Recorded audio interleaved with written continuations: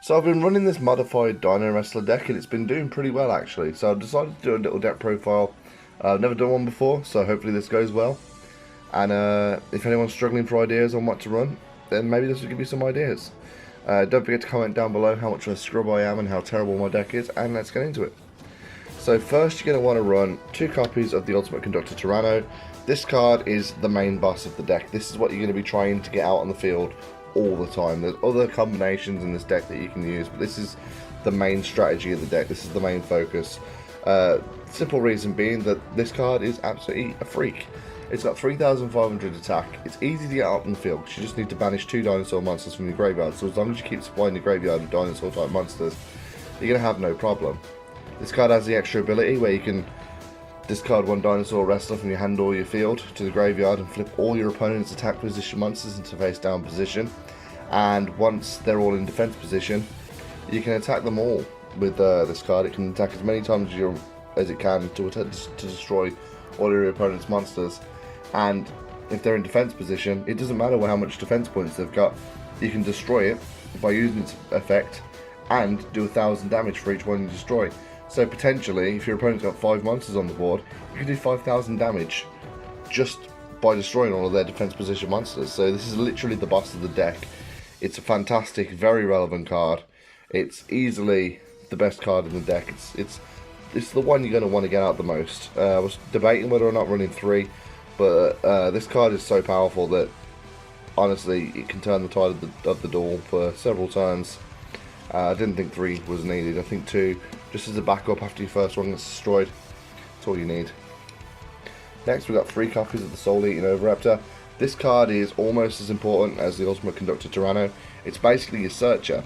So you can special summon this card, take 1 dinosaur type monster from your deck and add it to your hand, regardless of level. So you can play this and then get the Ultimate Conductor Tyranno straight out into your hand. So pretty much as soon as you play this, you've got the Ultimate Conductor Tyranno, and then it all depends on how long it takes for you to get dinosaur type monster in your graveyard.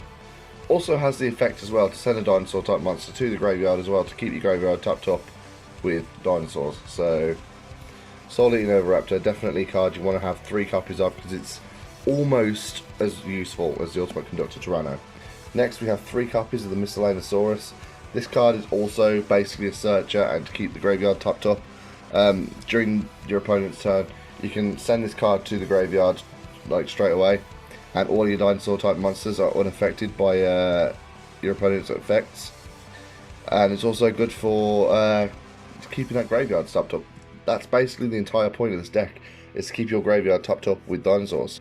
And then obviously it has the effect as well to search cards, so you can banish this card and however many dinosaur monsters you want from your graveyard, take them out of the door and summon a monster that has a level equal to the number of cards that you banished as well. So it's a good searcher, it's a good way of keeping your graveyard topped up with dinosaurs. That's kind of the main strategy of this deck, is to keep dinosaurs in your graveyard. There's a lot of dinosaurs that can destroy themselves and destroy each other in this deck, and Miscellaneousaurus is one of the best ones to do it. Next you're going to run 3 copies of Stegosaur. It has an effect to add 1 World Dino Wrestler into your hand. You're not really going to use that effect because this deck doesn't really run many copies of that. So that's not really something that I'm going to concern myself with too much. And it's also good for keeping your board topped up as well. If this gets destroyed in battle, you can special summon another Dino Wrestler monster that's not named Stegosaur and keep it on the field. So you'll never keep your field empty for your opponent to attack you directly. So it's also good for that. You got 1 copy of Martial Art Kilo. Again, it's good for keeping your board topped up. If it gets destroyed, you can send it straight back out of the graveyard at the end of your turn.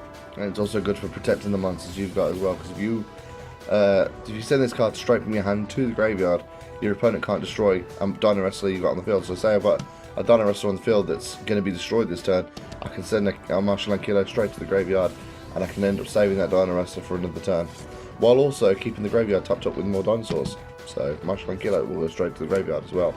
It's good for getting that Ultimate Conductor Tyranno out. Next we've got 1 Rambrachio. If I've got a Dino Wrestler that does damage to my opponent, I can special summon Rambrachio. It's a good way of getting another Dino Wrestler on the field. Try and get out a Link summon or an Xyz summon.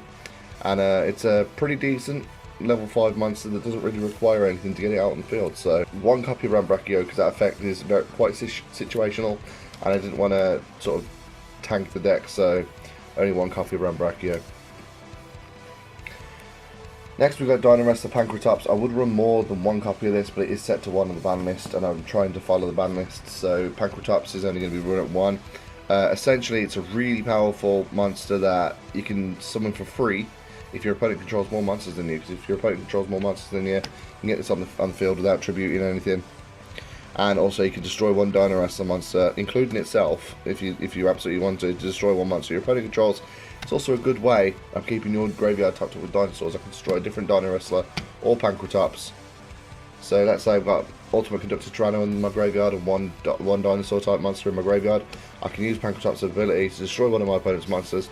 It's then in the graveyard, ready for me to bring out Ultimate Conductor Tyranno as well. So it's a good way of keeping that graveyard topped up, and it's a good sort of backup in case your opponent has seen every one of your strategies come in and they've basically cleared your board. Next we've got 3 copies of Capyware. Once per turn this card essentially can't be destroyed, so it's good for keeping your board topped up and trying to keep it topped up.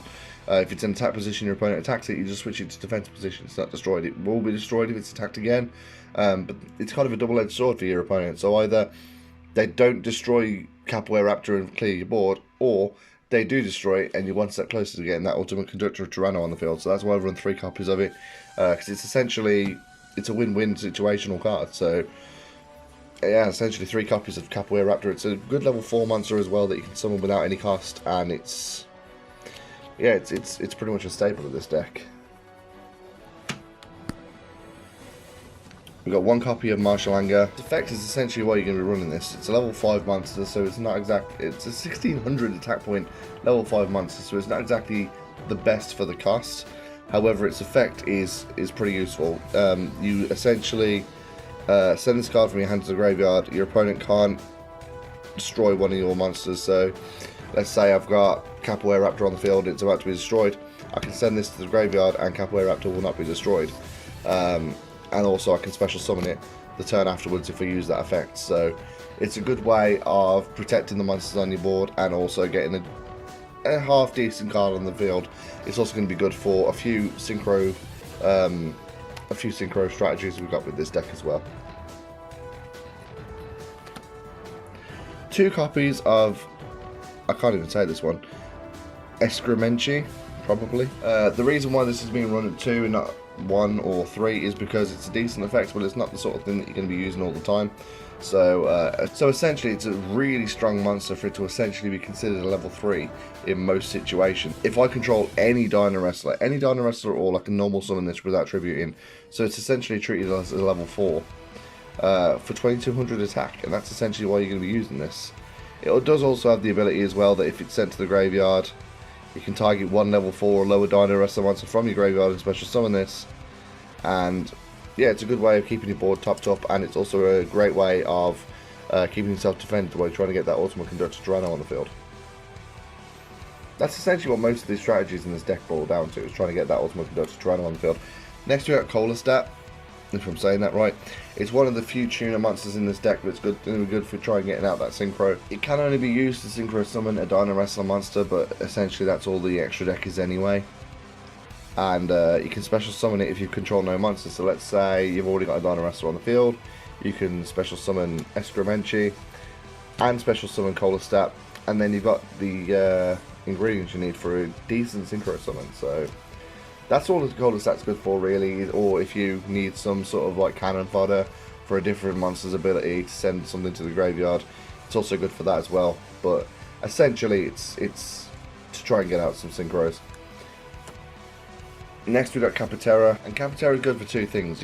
If your opponent controls more monsters than you do, you can target 1 monster your opponent destroys and send it to the graveyard, so it's good for getting 1 free destroy out there. And also if it uses a summon for a link monster for a Dinowrestler, which there are a few in this deck, then it gains 1000 attack until the end of the turn as well. So that's only 1 turn, but it's also pretty useful. If you summon something pretty weak, you can keep it on the field long enough to try and get out a higher link monster as well. But we'll go into the link strategies in a bit. Next we've got Nibiru. Nibiru is going to be useful for a couple of strategies in this deck, which we'll go into once we get to the spell cards. However, it's its best effect is if your opponent plays 5 or more cards in one turn, which, let's be honest, it's Yu-Gi-Oh, so they probably will. You can destroy all your opponent's monsters and your own, and special summon it. So it's a really strong free summon, 3000 attack. It's essentially for free if your opponent plays the right number of cards. And the only downside to this card is you got to be aware of how many monsters you're choosing to destroy, because the token that is summoned on your opponent's side of the field is going to have the attack and defense of the destroyed monsters. So Nibiru is good for defending yourself if you're in the right situation where your opponent's played 5 or more monsters, which, again, this is Yu-Gi-Oh, it's very likely. And yeah, that's essentially one of the reasons why you're going to be running Nibiru. Once we get to the spell cards, it will be very obvious why another strategy in this deck of running Nibiru. Effect Veiler, it is what it is. It's a quick summon card to stop the activation of an effect upon your opponent's cards, so it can really shut down one of their turns. Effect Veiler is a staple of almost every deck, and it's just basically here to keep yourself protected while you're trying to get out the main bosses of this deck. Baby Ceresaurus is basically used to keep your graveyard topped up with dinosaur type monsters. You can just send this card to the graveyard.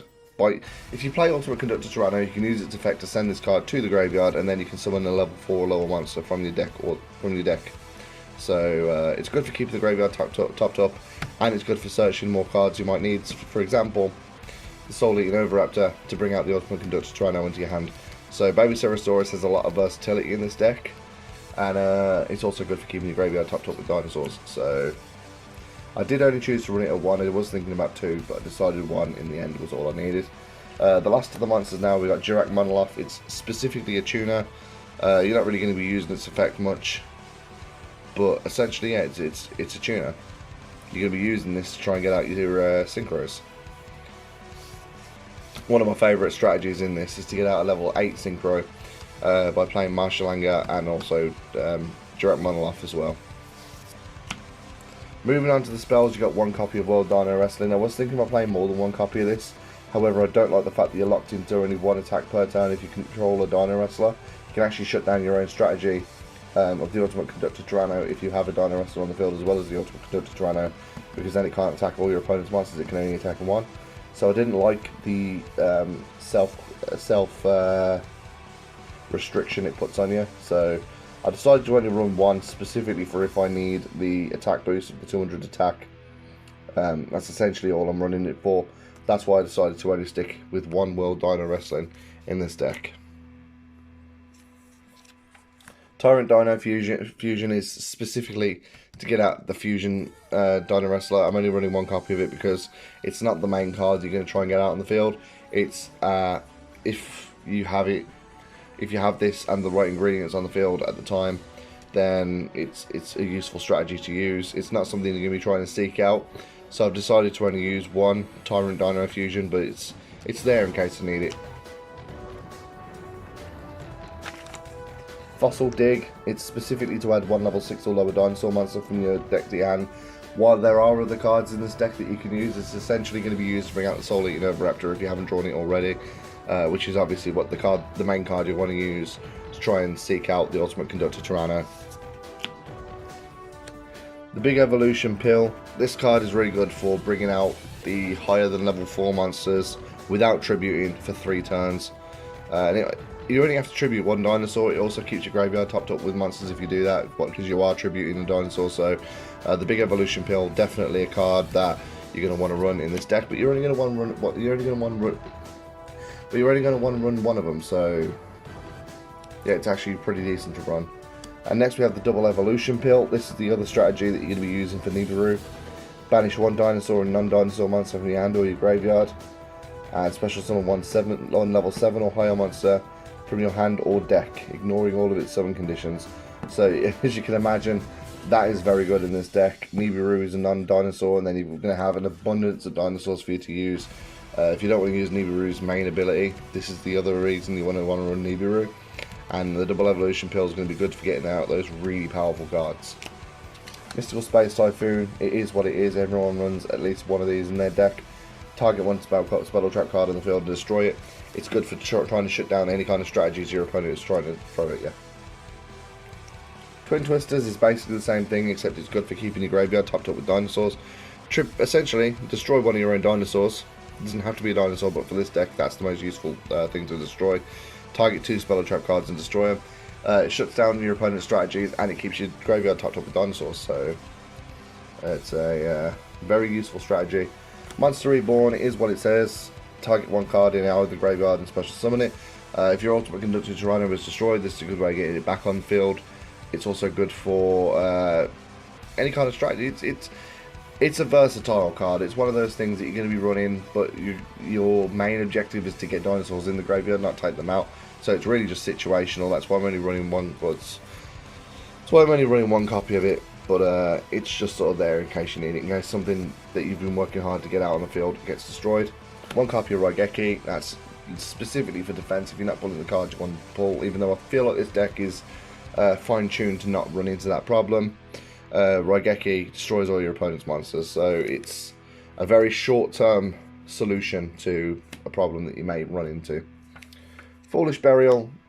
This deck is all about getting dinosaurs in the graveyard. Foolish Burial just sort of lets you throw a dinosaur in there, so you can use that coupled with Monster Reborn to get something like Pancratops out.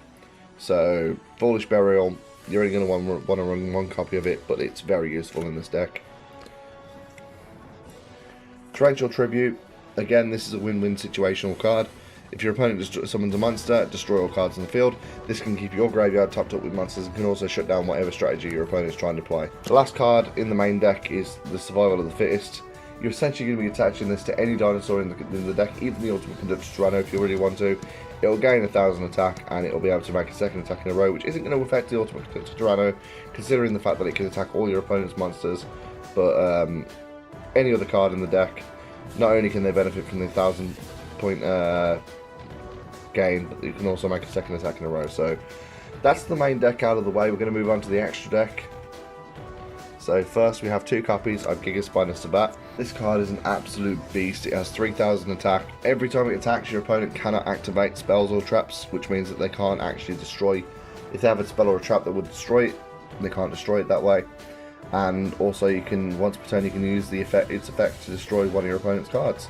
So that's just a free destroy for you, and can actually clear your opponent's board ready for a direct attack, and it's really powerful as well. Next we have Chimera King T-Rexel. This will be the fusion card that you're going to be using World Tyrant Fusion for. You do need to fusion one Dinowrestler with one linked Dinowrestler monster, but we've got a pretty weak, pretty easy to get out linked monster in this extra deck, which we'll get to in a bit, which will really help you get this on the field. Like with Giga Sabat, your opponent cannot activate a spell or a trap card to destroy it in response to this card attacking. It can inflict piercing damage to a defense position monster, which is always a welcome bonus, and it gains 500 attack for every monster that it destroys. And it also has the added effect that if your opponent destroys it by card effect, you can destroy your opponent's attack position monsters as well. So many ways you can absolutely destroy your opponent's strategies. Chimera King T-Rexel is not the sort of card that you're playing all the time. However, if you do get it on the field, then your opponent's going to have a really tough time trying to fight back against that. Next you have King T-Rexel, the first link monster in this deck. Again, like the others, your opponent can't activate a spell or trap card in the damage step of this card's attack. And also it's really good for shutting down your opponent's attack battle phase as well, because as soon as they initiate that battle phase, you can activate its effect. You can target one of your opponent's cards, and only that card can attack essentially. They can't attack with any other card until that card's already attacked. So if they've got something weaker than this on the field, you can activate its effect, target that card, and unless they're prepared to sacrifice that card to attack you with something else, you've essentially shut down their battle phase. So King T-Rexel, quite important to have in this deck. Next we have Parkourio, Terra Parkourio. This is the weaker link monster that's easy to get on the field because it's only a link 2. So it's a good way of quickly throwing out those links in order to fuse into King T-Rexel, Chimera King T-Rexel. That's essentially all you're going to be using this card for. There's not really much else it can do. So Parkourio is good for trying to get out. Next we have 2 copies of Borrowload Dragon. It's a really powerful link 4 monster. It can't be destroyed by monster effect. You can make one of your opponent's monsters lose 500 attack, and at the start of the damage step, This card attacks an opponent's monster. You can target that monster in the monster zone and take control of it. So you can send it to one of the zones this card points to and essentially rid the board of that monster. So even if it has more attack than Borrowed Dragon, you can start the attack phase and then just clear it from the board. So if your opponent gets out of a card that can destroy Borrowed Dragon, it's a good way of keeping that suppressed. Next we have Nightmare Phoenix. It's essentially going to be used as a mystical space typhoon. If this card's linked, somebody can discard one card and target one spell or trap card your opponent controls and destroy it. Yeah, you're not really going to be co-linking anything that you control with this, so you're not really going to be using that effect, but it's good for clearing the board of your opponent's spells and traps. Next we got Mrs. Radiant. It's literally just a level 2 link monster in case you want to get that on the field. And it's also good for raising all Earth type attribute monsters with 500 attack, which all Dinowrestlers are Earth type, so it's good for powering up those as well. And also when it's destroyed as well, you can target one Earth type monster and send that to your hand, so you can either recycle Mrs. Radiant if it's destroyed, or you can target a Dinowrestler in your graveyard and send that back to your hand as well, in order to keep some strategies going. Onto the XZs now. We've got Firewall XZ Dragon. This card is also going to be useful for the big evolution pill, because it's not a dinosaur, and you're not really going to be using any of its effects. It's just essentially there as a really powerful rank 4 XZs, and also for using that double evolution pill if you really want to use that as well, for using the Firewall XZ Dragon. Dark Rebellion XZ's Dragon is also going to be used because it's also a strong rank 4 XZ's monster. You can also detach 2 XZ's materials from this card, target one face-up monster your opponent controls, its attack becomes half its current attack, and if it does, this card gains that lost attack. So it's a really powerful, versatile card, and it only requires 2 level 4 monsters to summon, so yeah, really powerful XZ's card. It's not really something you're going to be using a lot, but it's going to be really helpful if you do. And finally, the last card in the extra deck, we've got Trishula. It's essentially just a really powerful synchro card. If you can get this on the field, then happy days. You can banish one card from your opponent's hand, field, or graveyard. So it's not only is it really powerful, but it's also good for clearing your opponent's hand or your opponent's graveyard, your opponent's field, whatever you need at the time. So that's essentially what I'm running at the moment. It's a modified Dinowrestler deck. There's a few things in this deck that I feel like really help it. So if you're really struggling for something to run at the moment, I highly recommend this deck. It's been pretty useful for me so far. This has been my first deck profile. Hopefully it's gone well. Drop a comment in the comment section below. Let me know what you're playing. Thank you for watching, and I'll see you next time.